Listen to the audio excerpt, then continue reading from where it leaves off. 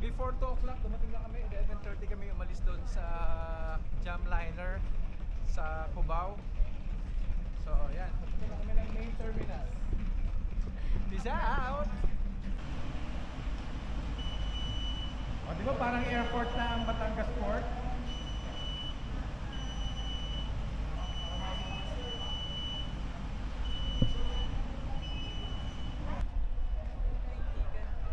So, ito na po ang Batangas Terminal. Ang ganda na.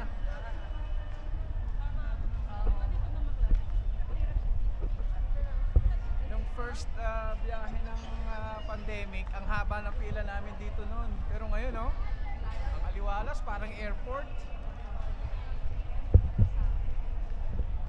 Dami mga food.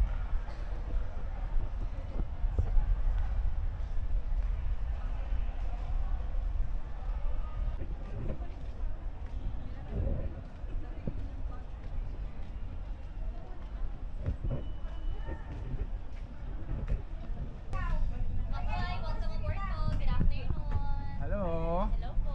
Wait lang sa Doctor, ticket. thank you. Wait lang, andyan sa anak ko. Good afternoon po. Hi, welcome aboard po.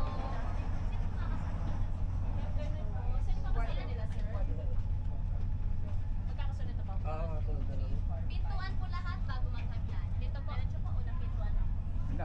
Sige na, go na. Saan? Diretso po. Unang Pintuan bago maghagdanan. Unang pintuan. Aboy, welcome aboard po. Dito tayo sa Tourist Lodge. Hello sir, Yeah, welcome aboard po. Wow, thank you sir. Welcome. So,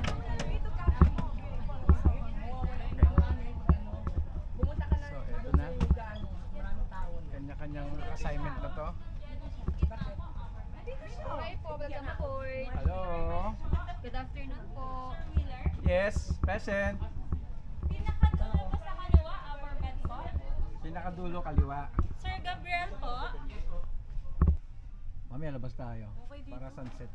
Guys, pag 1.5 dito kayo, may aircon. Kung gusto nyo, mas mura, pwede nakaupo lang kayo. Pero okay siya pakita. Guys, ang ganda, parang Squid Games.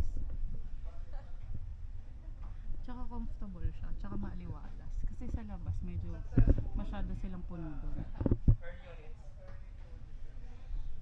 I love it. It's nice. Ay, may shower. Ayun.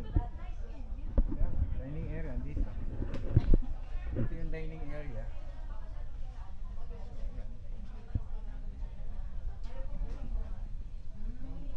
Ito nga yung aming... Pwede lang kung gusto nyo kumain. So it's almost 4 p.m. Paalis na rin yung ating boat. Nandito pa tayo ngayon sa Batangas Pier.